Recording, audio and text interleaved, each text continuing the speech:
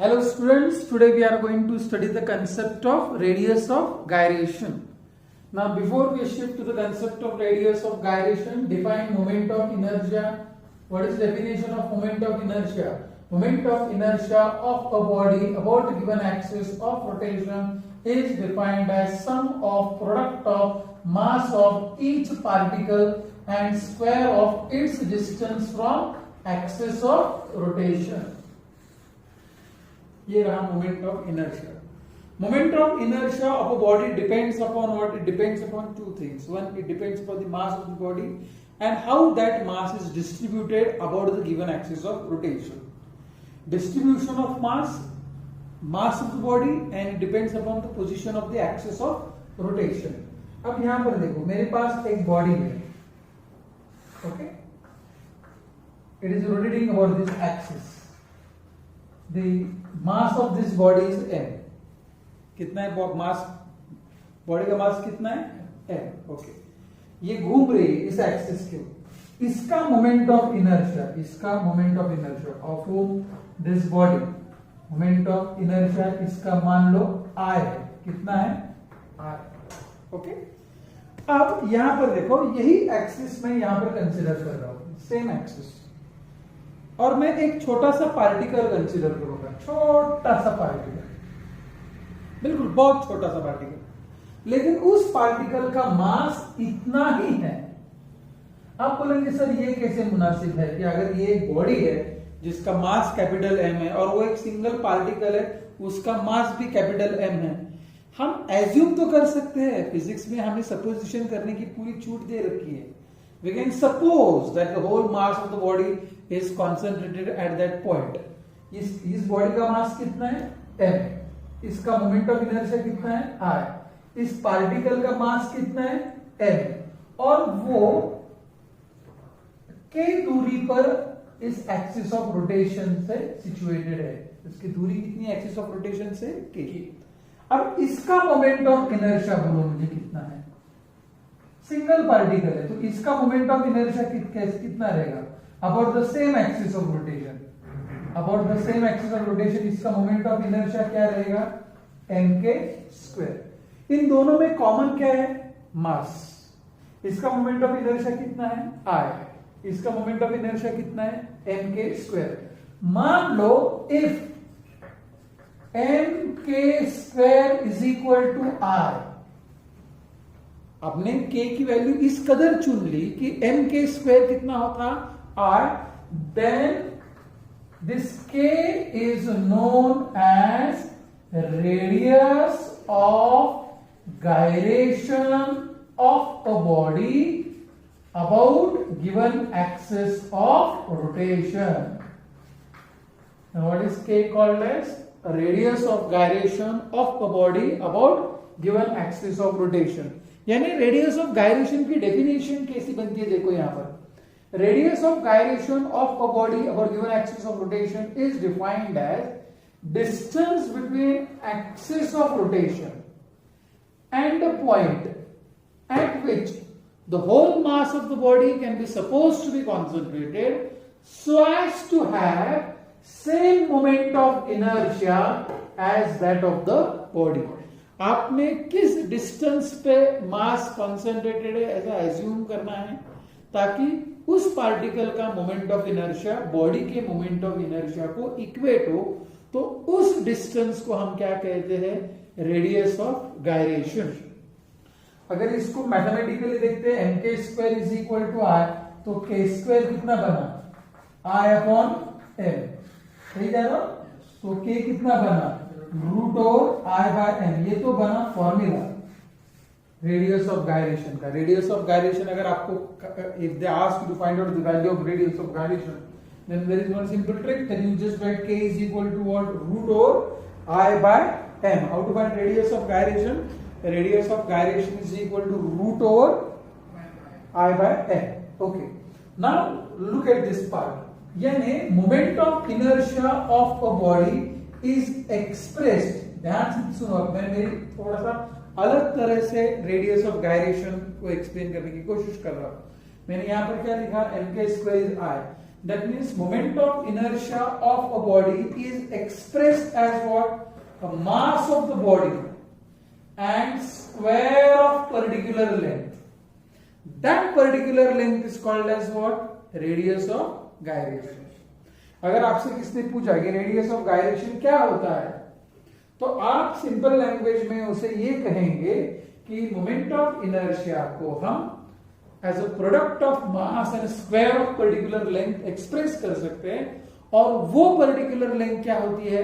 Radius of gyration. इसका significance क्या है कि हमने मोमेंट ऑफ इनर्शिया को दो ऐसे टर्म्स में बांट रखा है। एक तो बना ये मास और ये बना स्क्वायर ऑफ पर्टिकुलर लेंथ, यानी अगर रेडियस ऑफ गायरेशन कम है तो मोमेंट ऑफ इनर्शिया क्या होगा?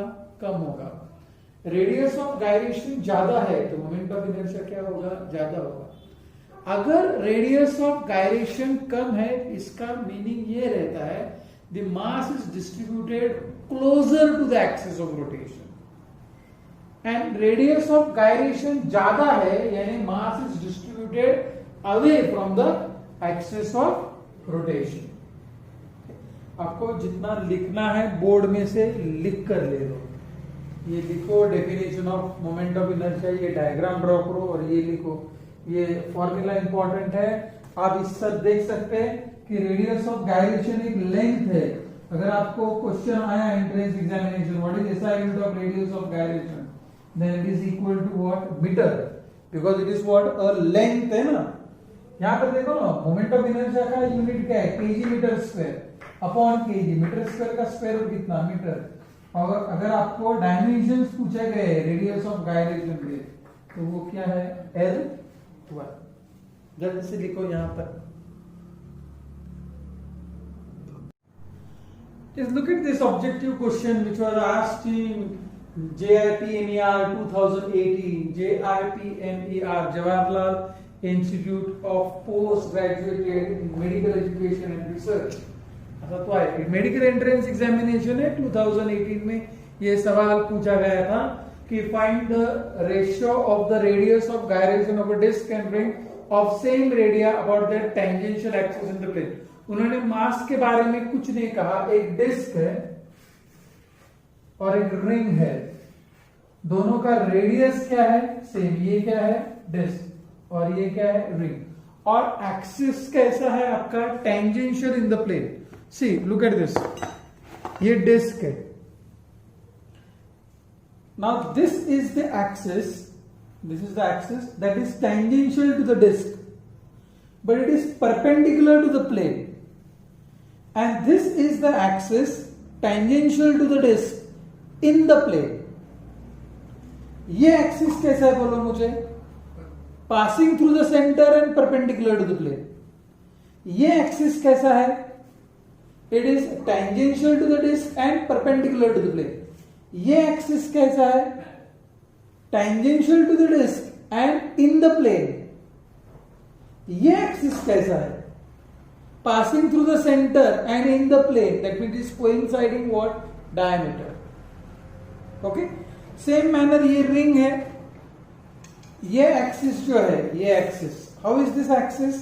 It is tangential to the ring but perpendicular to the plane. और ये एक्सिस कैसा है? It is tangential to the ring and in the plane. तो फर्क है। मैं आपको नहीं के सब फॉर्मूले यहां पर लिख कर देता हूं। पहले आप ये ध्यान से देखो, if the axis is passing through the centre and perpendicular to the plane, the moment of inertia is mr square upon 2। Disc की बात कर रहा हूं मैं पहले। If the axis is passing is tangential and perpendicular to the plane, then moment of inertia is 3/2 mr square। बहुत आसान है इसे याद रखना। ये डिस्टेंस कितना है? r है। पैरेलल एक्सिस थ्योरम से क्या आएगा? IO is equal to IC plus mr square। mr square by 2 plus mr square कितना आएगा? 3/2 mr square।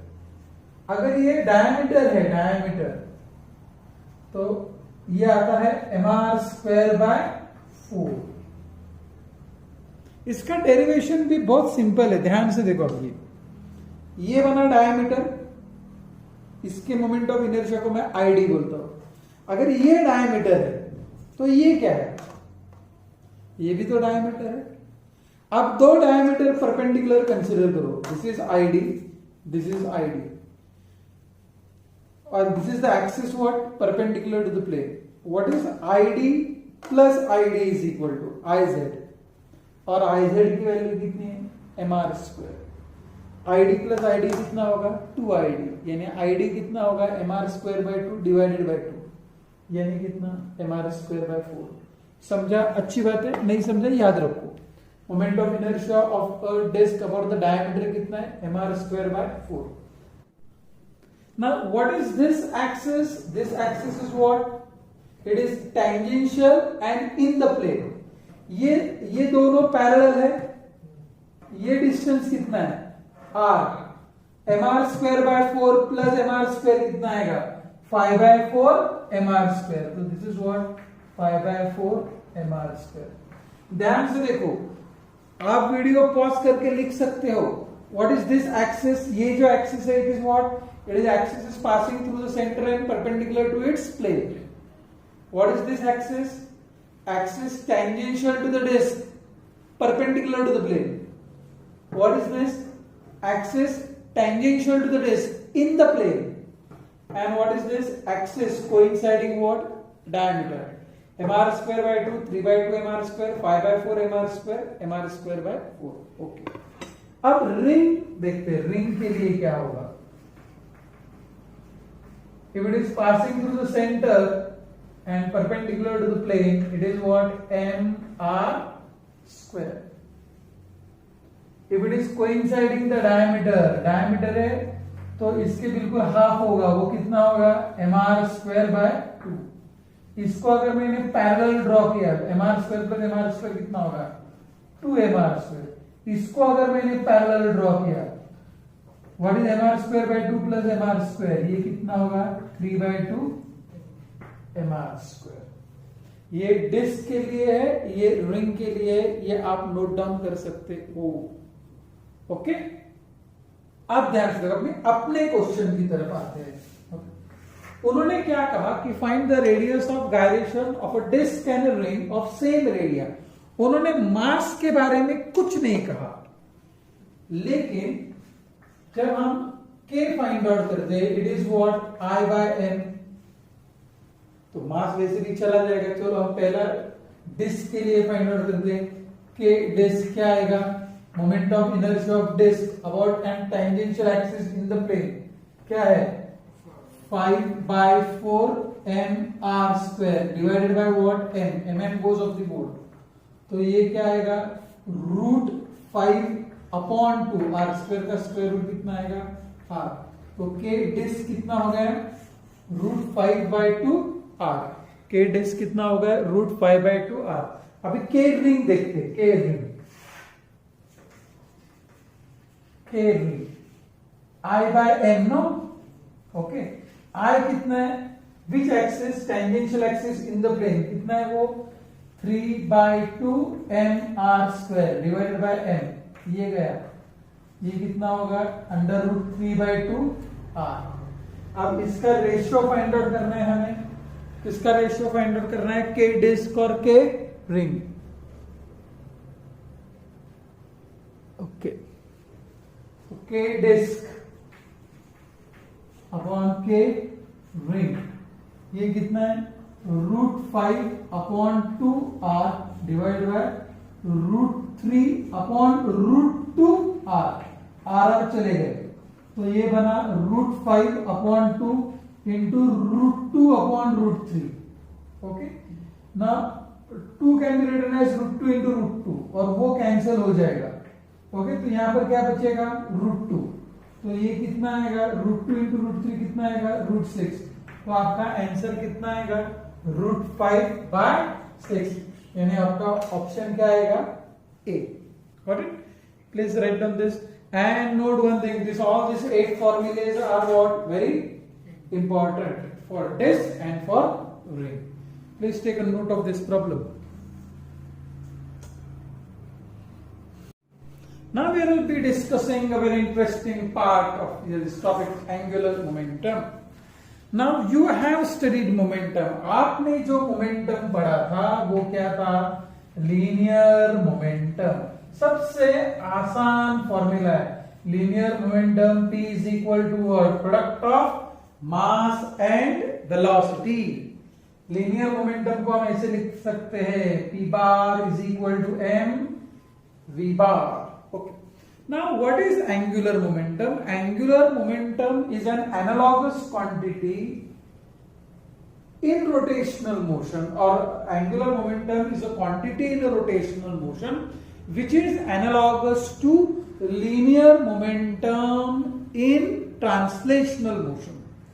यानी ट्रांसलेशनल मोशन में जो लीनियर मोमेंटम का कंसेप्ट है ना, वही कंसेप्ट एंगुलर मोमेंटम का है. मोमेंटम के बारे में मैं हमेशा ये कहता हूं, it's a quantity of motion. It's linear momentum is quantity of translational motion. This is quantity of what? Rotational motion. अब यहां पर देखो, जैसे हम टॉर्क को क्या कहते हैं? Torque is equal to what? R bar cross F bar. और बोलते समय हम टॉर्क को क्या कहते हैं? Moment of force. What does force produce? Force produce what? Translational motion. What does torque produces? Torque produces what? Rotational motion. यानी torque is the quantity in rotational motion which is analogous to force in what? Translational motion. और हम torque को क्या कहते हैं? Moment of force. क्या कहते हैं? Moment of force. तो सिमिलरली एंगुलर मोमेंटम, जिसे हम L से डिनोट करते हैं, angular momentum is a moment of linear momentum. Force produces translational motion, torque produces rotational motion. Torque is the moment of force. Same manner the P is linear momentum in translational motion. L is what? Momentum in rotational motion. And what is L? It is moment of P. That means angular momentum is moment of what? Linear momentum. Okay. अब सिर्फ magnitude की बात जब हम करते हैं, L is equal to what is R bar cross P bar? It is RP sin theta. मैं इसको ऐसा लिख सकता हूँ P into what? R sin theta. What does actually R sin theta indicate? It indicates the perpendicular distance between the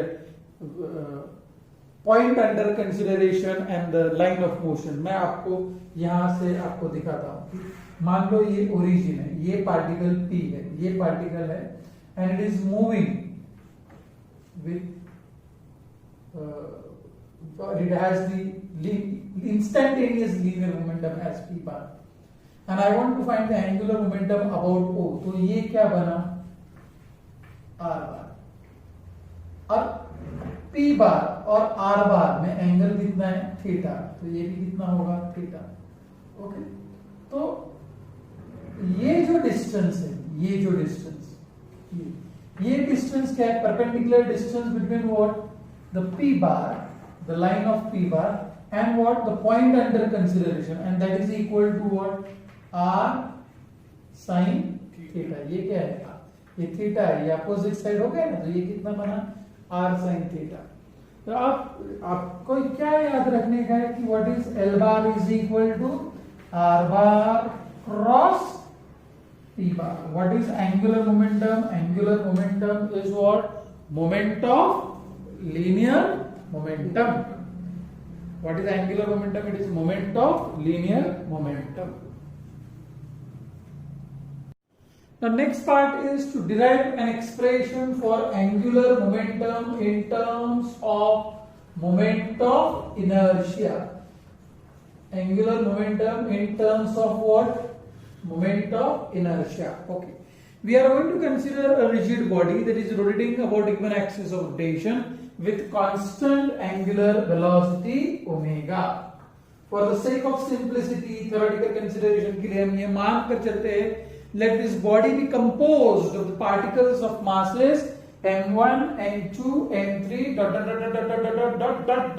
and n situated at distances r1, r2, r3 dot dot dot dot dot dot dot till rn from the axis of rotation. जैसे object घूमेगा, as the object rotates, then what is going to happen? Each particle is going to perform what? A circular motion along circumference of a circle whose radius is equal to its distance from axis of rotation. Her particle घूमेगा, बराबर है? ये हर particle की linear velocity में यहां पर देख, अगर ये पार्टिकल m1 ले रहा हो तो वो ऐसा घूमेगा, जैसे बॉडी घूमेगी ना, एंगुलर वेलोसिटी घूमेगा, तो m1 भी घूमेगा सर्कुलर पाथ में, तो उसकी लीनियर वेलोसिटी ये होगी। तो क्या आपको लीनियर वेलोसिटी का एक्सप्रेशन मालूम है? बिल्कुल मालूम है। वो क्या है? r1 ओमेगा, बराबर है? ओके। उसका लीनियर मोमेंटम क्या होगा? m1 v1, यानी कितना होगा? m1 r1 omega. सही जा रहा होगा? ये रहा उसका लीनियर मोमेंटम। अभी उसका एंगुलर मोमेंटम हम कैसे फाइंड आउट करेंगे? Angular momentum is what? Moment of linear momentum, यानी p1 इंटू r1। एक बच्चे ने बहुत अच्छा सवाल पूछा था, सर आपने यहाँ पर p r साइन थीटा क्यों नहीं लिया? थीटा क्या रहता है? Angle between r bar and b bar, no? ये एंगल कितना है? 90 degree, because velocity is directed what? Along the tangent, no? Sine 90 कितना है? 1, तो को लेने की जरूरत नहीं है, आप डायरेक्टली लिख सकते हैं L1 is equal to P1 R1। वो क्या बना? M1 R1 omega R1। तो ये क्या बना? M1 R1 square omega. सही जा रहा हूं मैं? तो L1 कितना बना? M1 R1 square omega. ठीक है, तो L2 that is the moment of linear momentum of second particle कितना आएगा? चलो बोलो मुझे। M2, yes, m2 r2 square omega. In same manner we can proceed and find out the angular momentum of what? The last particle. वो कितना आएगा? mn rn square omega. And how to find the angular momentum of this rigid body? This L will be equal to what? L1 plus L2 plus L3 plus so on till what? Ln. Okay, L1 कितना है यहाँ पर? m1 r1 square omega, m2 r2 square omega plus so on till कितना आएगा बोलो मुझे? mn rn square omega. तो ये क्या बना? m1 r1 square plus m2 r2 square plus so on till mn rn square omega. अब ध्यान से देखो, ये जो क्वांटिटी है, कौन सी क्वांटिटी? ये जो क्वांटिटी है, which one? m1 r1 square plus m2 r2 square plus dot dot dot dot dot dot till mn rn square. Basically वो क्या है? वो तो बनी मोमेंट ऑफ इनर्शिया, यानी आपका एंगुलर मोमेंटम का फॉर्मूला क्या बना? L is equal to I omega. एक बात याद रखने की, the direction of angular momentum, if this axis is not changing, axis तो फिक्स है, तो एंगुलर मोमेंटम और एंगुलर वेलोसिटी की डायरेक्शन सेम रहेगी। यानी हम एंगुलर मोमेंटम की डायरेक्शन कैसे फाइंड आउट करेंगे? राइट हैंड रूल से। अगर आपकी बॉडी एंटी क्लॉकवाइज घूम रही है तो एंगुलर मोमेंटम कैसे डायरेक्टेड है? ऊपर की तरफ डायरेक्टेड है। तो ये रहा आपका formula for what? Angular momentum of a rotating body. L is equal to I omega. Got it?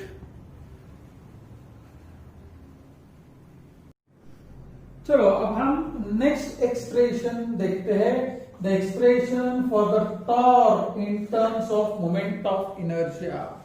बहुत ही आसान है, उसी तरह हमें कंसिडर करना है। एक रिजिड बॉडी कंसिडर करनी है जिस पर टॉर्क अप्लाई किया गया है। टॉर्क अप्लाई किया गया है तो ये बॉडी एंगुलर एक्सीलरेशन से घूम रही है। For the sake of simplicity, for the sake of theoretical consideration, we'll be assuming that the body is made up of the particles of masses m1, m2, m3, dot dot dot dot dot dot, mn situated at distances r1, r2, r3, dot dot dot dot dot rn from the axis of rotation. ये body angular acceleration से घूम रही है. This body is not moving with constant angular velocity, it is moving with what?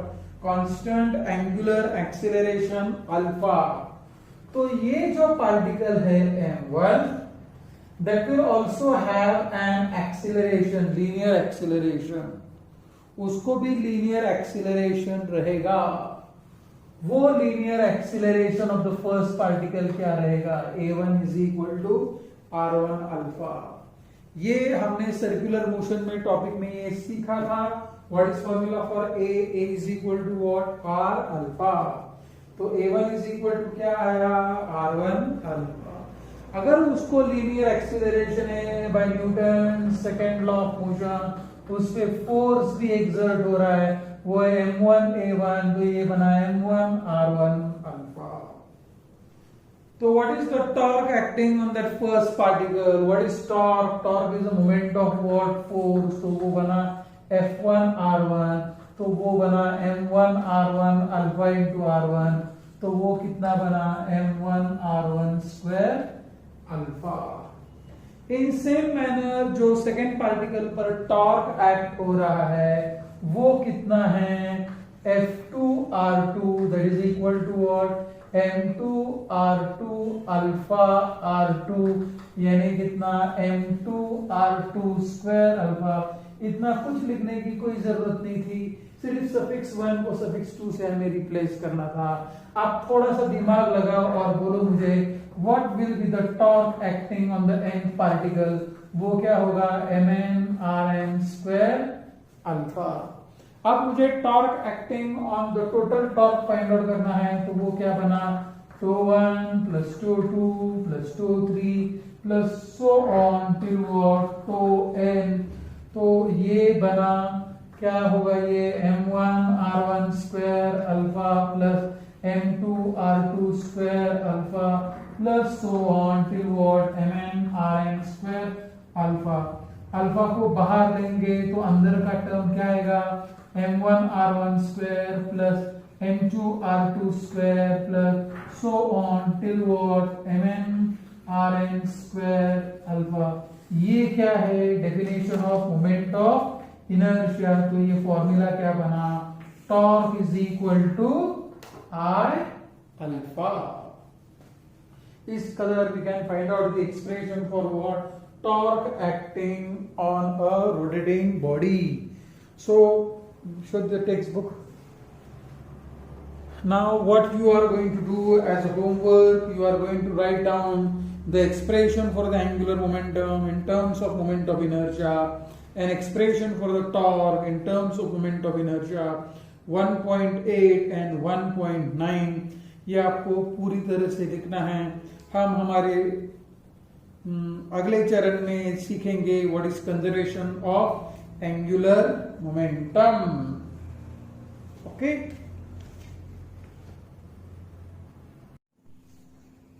let's discuss the next part, that is the rolling motion. Now what is rolling motion? Rolling motion is the combination of what? Translational motion and rotational motion. It is a combination of translational motion and rotational motion. If a body simply rotates about a given axis of rotation, जैसे मान लो ये disc है अपनी, and this disk is simply rotating about a given point, it's a pure rotational motion. But if this disk is moving in this way, if this disk is moving in this way, then it is what? It is a combination of translational and rotational motion, and that is called as what? Rolling motion. Now if I want to find the kinetic energy of a rolling body, then your kinetic energy of the rolling body will be equal to what? It will be equal to translational kinetic energy plus rotational kinetic energy. Okay. Now what is formula for translational kinetic energy?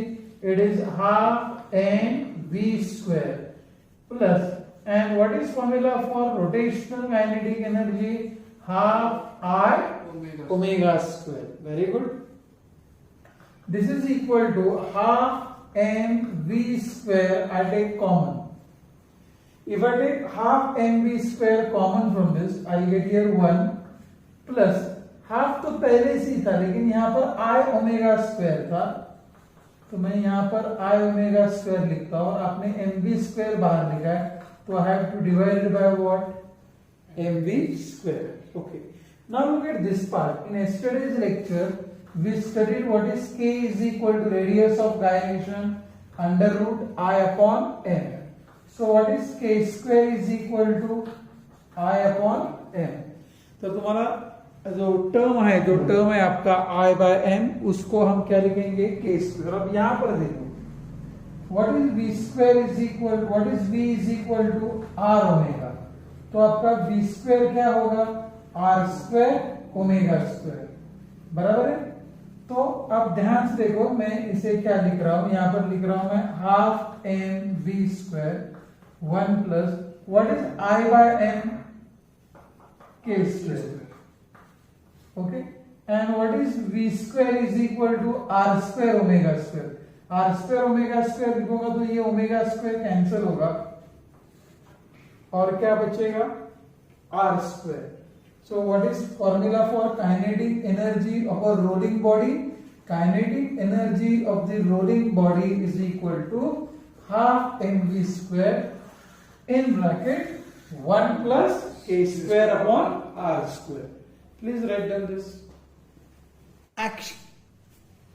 Now what we are going to consider, a motion of a body along an inclined plane. असा हा inclined plane आहे. Okay. It is inclined at an angle theta और यहां से हम कोई एक object release करने वाले हैं. वो डिस्क हो सकती है, रिंग हो सकती है, या फिर स्पीयर हो सकता है, हॉलो स्पीयर हो सकता है. We are going to consider the rolling motion without slipping. It is not going to slip. It will perform a pure rolling motion. ऐसा रोल करते करते करते करते करते इधर तक वो आ जाएगा. ओके. अब यहाँ तक जब वो आएगा तो उसकी वेलोसिटी अगर हम मान कर चलते कि वो v है. ओके. इसकी इनिशियल वेलोसिटी कितनी थी जब वो हमने रिलीज किया था? उसकी इनिशियल वेलोसिटी कितनी थी? 0. और उसकी फाइनल वेलोसिटी को हम v मानते हैं. Now this body is performing which motion? Rolling motion या rotational motion या translational motion? It is performing a rolling motion. What is kinetic energy of the rolling body?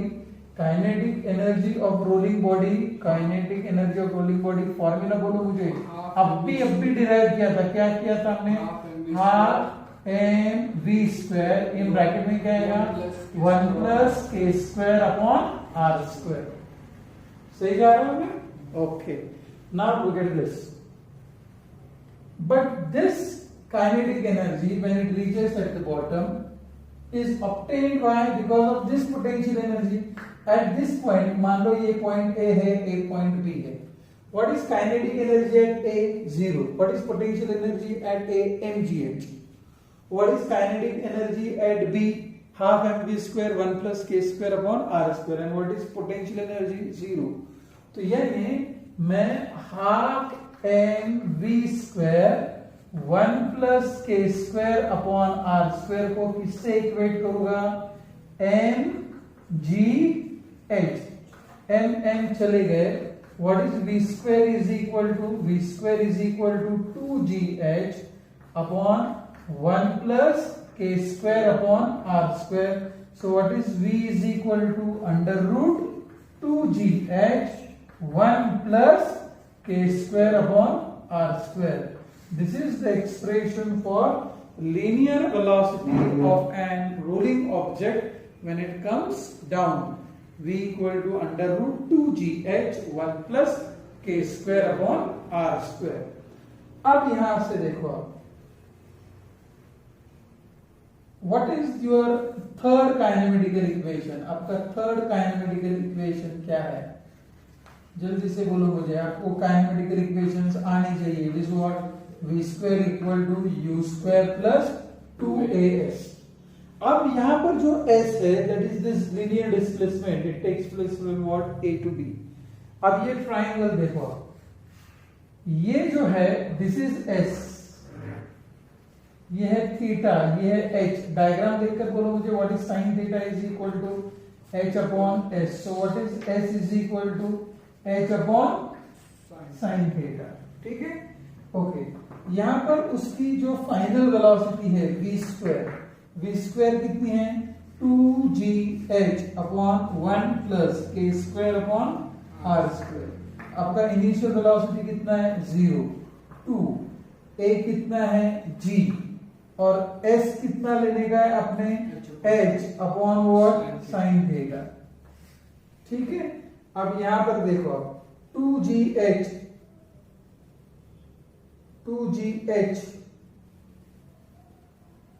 अरे यार action. Now what we are going to consider a motion of a body along an inclined plane. असा हा inclined plane आहे, okay, it is inclined at an angle theta और यहां से हम कोई एक ऑब्जेक्ट रिलीज करने वाले हैं। वो डिस्क हो सकती है, रिंग हो सकती है, या फिर स्फीयर हो सकता है, हॉलो स्फीयर हो सकता है। We are going to consider the rolling motion without slipping. It is not going to slip, it will perform a pure rolling motion. ऐसा रोल करते करते करते करते करते इधर तक वो आ जाएगा। ओके, अब यहां तक जब वो आएगा तो उसकी वेलोसिटी अगर हम मान कर दें कि वो v है, ओके। इसकी इनिशियल वेलोसिटी कितनी थी जब वो हमने रिलीज किया था, उसकी इनिशियल वेलोसिटी कितनी थी 0, और उसकी फाइनल वेलोसिटी को हम v मानते हैं। Now this body is performing which motion, rolling motion या रोटेशनल मोशन या translational motion? It is performing a rolling motion. What is kinetic energy of the rolling body? Kinetic energy of rolling body, kinetic energy of rolling body formula बोलो मुझे। अब भी derive किया था, क्या किया था हमने? Half M V square, in bracket में क्या आएगा 1 plus K square upon R square. सही जा रहा हूं मैं? Okay, now look at this. But this kinetic energy when it reaches at the bottom is obtained by because of this potential energy at this point। मान लो ये point A है, एक point B है। What is kinetic energy at A? 0. What is potential energy at A? mgh. What is kinetic energy at B? Half mv square 1 plus k square upon r square। And what is potential energy? 0. तो यानी मैं half mv square 1 plus K square upon R square को किससे equate करूंगा? M G H. M चले गए, what is V square is equal to 2gh upon 1 plus K square upon R square. So what is v is equal to under root 2gh 1 plus K square upon R square. This is the expression for linear velocity of an rolling object when it comes down. V equal to under root 2gh 1 plus k square upon r. Now when the object rolls from point A to point B, it falls down through height what? h. बराबर? लेकिन the linear displacement is what? AB. Now, how to find this linear displacement? Look at the diagram. ये है आपका linear displacement, ये है h, ये है theta. What is sin theta is equal to h upon s. So what is s is equal to h upon sin theta. Now I want to find what is the acceleration of this object that has rolled down. What is your third kinematical equation? v square equal to u square plus 2as। ठीक है, आपका v square कितना है 2gh upon 1 plus k square upon r square. आपका initial velocity कितना है 0 a, और आपका s कितना लेना है अपने h अपॉन साइन थीटा, ठीक है। अब यहां पर देखो 2 और h चले गए, a अपॉन साइन थीटा, तो ये साइन थीटा इसको मिलेगा, g into sine theta will be equal to what, g sine theta upon 1 plus k square upon r square. This is an expression for what, acceleration. This is an expression for what, velocity. This is an expression for what, acceleration. ये दोनों formula आपको याद रखना है। velocity is equal to under root 2 gh 1 plus k square upon r square, and a is equal to what, g sin theta upon 1 plus k square upon r square. Please write down this.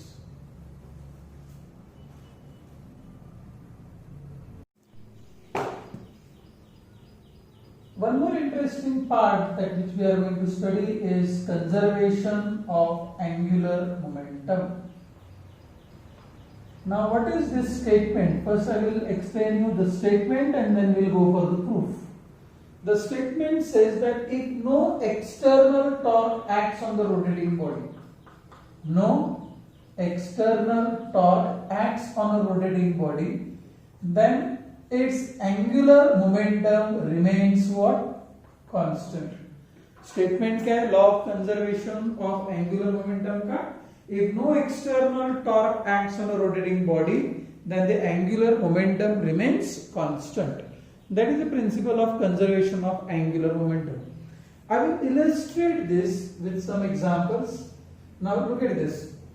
This is a girl who is swinging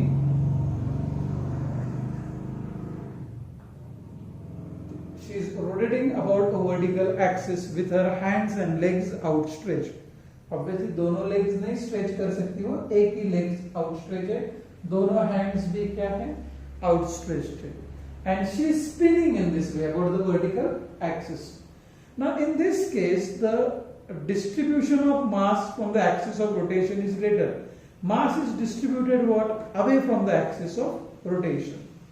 Now when this girl folds her hands and legs together, when she folds her hands and legs together, her angular speed increases. यानी आपको ये देखने को मिलेगा कि omega 2 is greater than what, omega 1. If she outstretches her hands and legs, her angular speed decreases. And when she is spinning and if she suddenly brings her hands and legs together, her angular speed what, increases. Now what is the difference in moment of inertia in both the situation? Look at this. यहाँ पर the particles of the body are distributed away from the axis of rotation.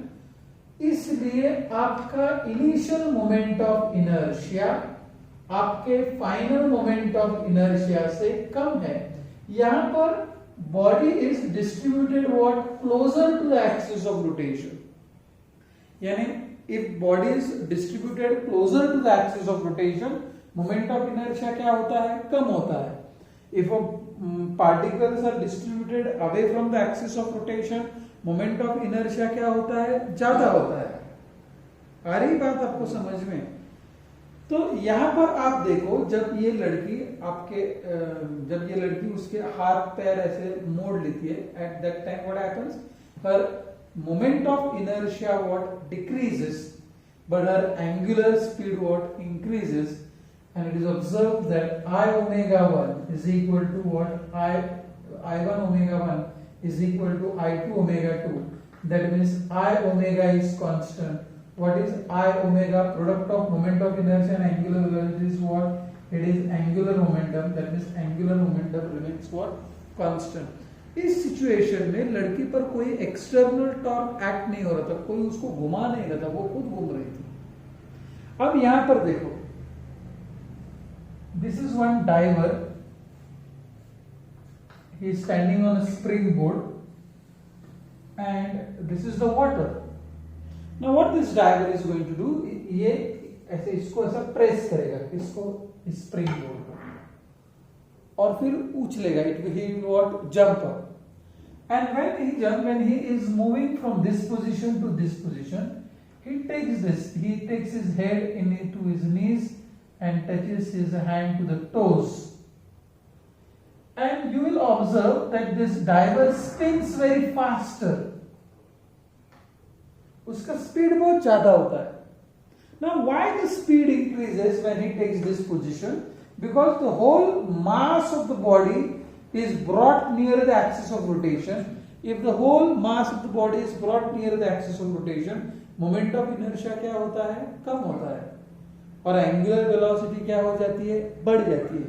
जैसे ही वो पानी देखता है, when he sees the water, he wants to enter the water safely, so he outstretches his hands and legs away.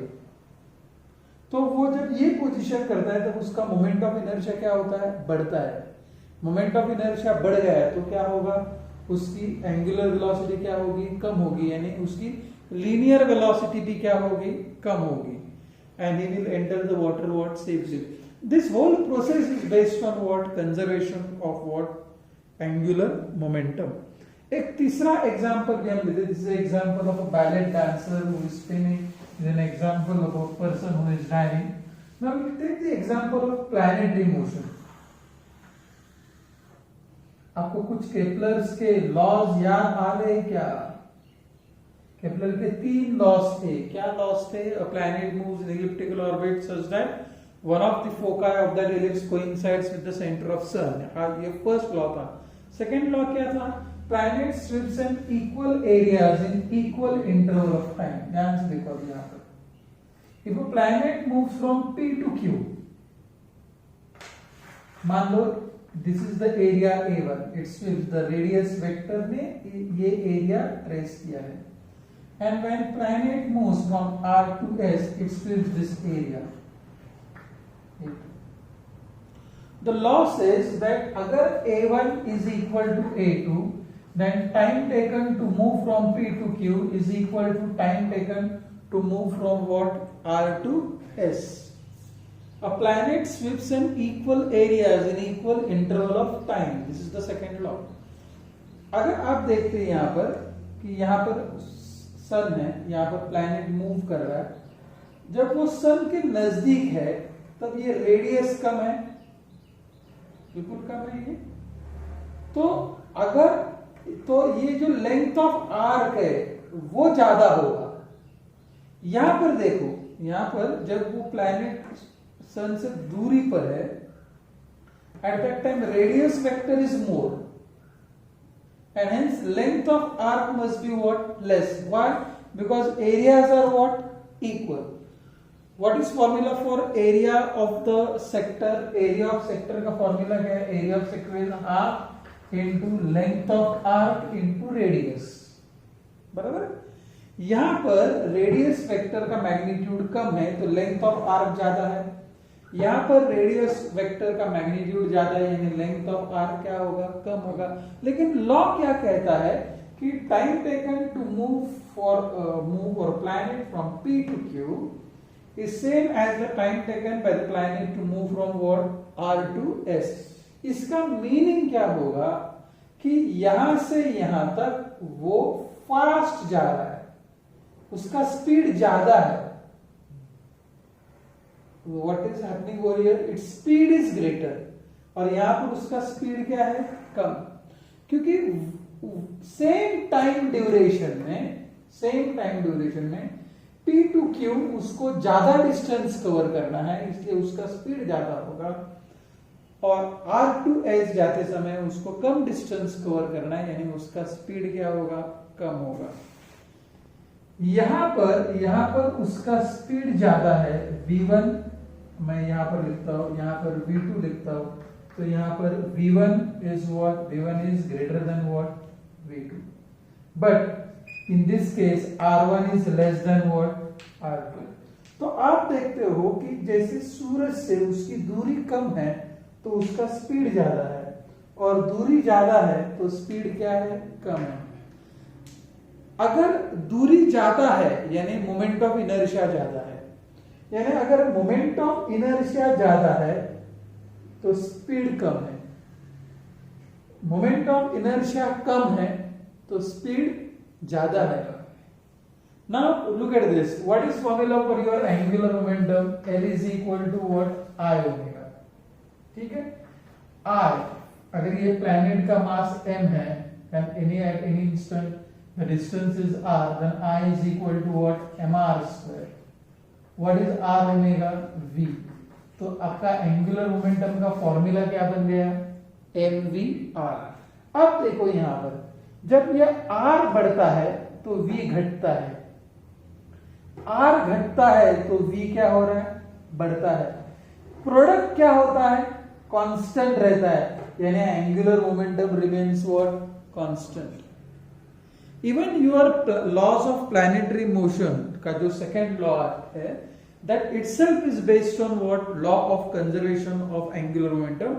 एक बार CET में ये सवाल पूछा गया था कि Kepler's second law of planetary motion is the consequence of, option में दिए थे law of conservation of energy, law of conservation of angular momentum and और कुछ दो ऑप्शंस दिए थे। तो what is your answer?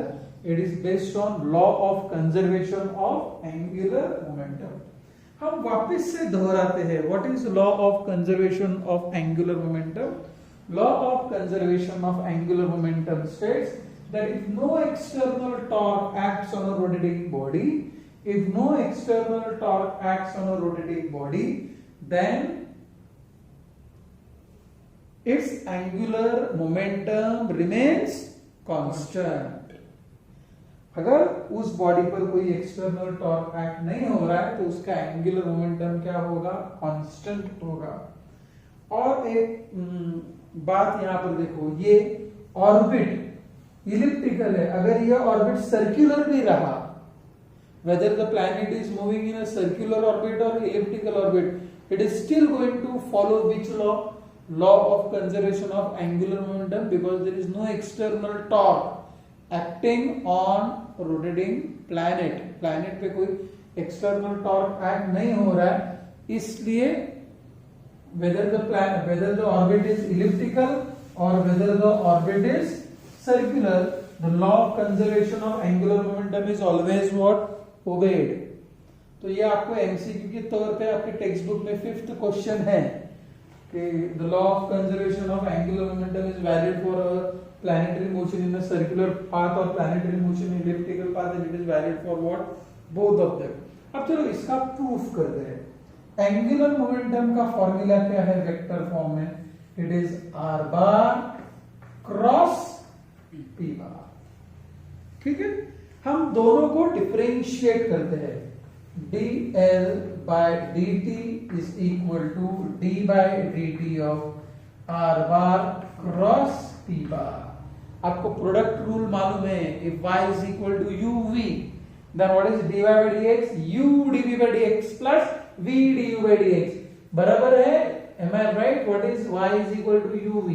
Then what is dy by dx is equal to u dv by dx plus v du by dx, dy by dx बराबर है।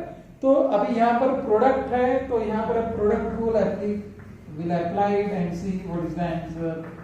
चलो u, तो ये मैं r बार लिख रहा हूं बाहर, cross dp by dt plus dr by dt cross p बार। जैसे हम यहाँ पर रूल लिखते हैं u dv by dt plus v dv by dt, हमने v यहां पर लिखा, लेकिन हम p बार को यहां नहीं लिखते हैं, क्योंकि अगर क्रॉस प्रोडक्ट है ना तो order matters. a bar cross b bar is not equal to b bar cross b bar, तो यहां पर u v को u dv by dx plus v dv by dx लिखा, लेकिन हम यहां पर p बार बाद में आ रहा है ना, इसलिए इसको बाद में लिखा है हमने। We must not change the sequence if there is what? Cross product. चलो नेक्स्ट लेते हैं हम, dl by dt is equal to, okay, dp by dt, इसको चलो शब्दों में बोलो मुझे, ये क्या लिखा है मैंने? What is p? Linear momentum. What is meaning of dp by dt? Rate of change of linear momentum. अपना न्यूटन सेकेंड लॉ क्या है? Rate of change of momentum is equal to what, force. तो ये क्या बना, R bar cross F bar. R के बाद समझ में, डीपी बाई डी क्या है, force, plus now D R by D T, R bar क्या है, position vector, change in position with respect to time क्या होता है, वेलोसिटी। ये क्या है, लीनियर मोमेंटम। लीनियर मोमेंटम यानी क्या, मास इनटू लीनियर वेलोसिटी। चलो अब एक मैथ्स का एक सिंपल रूल बोलो मुझे, what is A bar cross A bar, A bar cross A bar is what, zero. Self cross product is equal to zero. 11th standard में characteristics of cross product में सीखते हैं, A bar cross A bar is equal to what, zero. तो what is B bar cross B bar, zero. तो यहां पर क्या आ गया, dl by dt is equal to r bar cross t bar। 11th standard वापस, what is r bar cross, what is r bar cross, sorry r bar cross t bar नहीं, r bar cross f bar। what is r bar cross f bar, r bar cross f bar is torque। r यानी moment arm, moment of force क्या है, torque. So what is dl by dt is equal to torque। ये बहुत ही very very important part derive किया हमने। I always like the analogy between translational motion and rotational motion। Translational motion में what is force, force क्या होता है, rate of change of linear momentum. Rotational motion में टॉर्क क्या आ गया, rate of change of angular momentum. Very interesting part. dl by dt कितना आया, vector tau. Okay, now look at this particular part. If no external torque acts on a rotating body, यानी vector tau क्या होगा, zero होगा। If no external torque acts on a rotating body, vector tau क्या होगा, zero होगा। यानी dl by dt क्या होगा, जीरो होगा। Derivative of what is zero, constant। So what is L bar remaining, constant। What is L bar, angular momentum। Angular momentum remains what, constant, if what, no external torque acts on the rotating body। Now from this expression I will like to take one more very interesting part। मुझे ये एक part बहुत ही अहम लगता है कि ये relation what is torque is equal to rate of change of angular momentum। you can expect certain questions based on this particular formula। torque is equal to rate of change of angular momentum। तो आपके text book में जो examples दिए हैं law of conservation of angular momentum पर, उन्होंने आपको ballot dancer का एक एग्जांपल दिया और डाइविंग इन स्विमिंग पूल दिया है। तो आप दोनों को पढ़िए, आपका पेज नंबर 18 पे है, conservation of angular momentum, and there are two examples in this they can ask you one of the example in your test। okay, please take a note of this, go through the two examples, if you have any doubts you can ask me।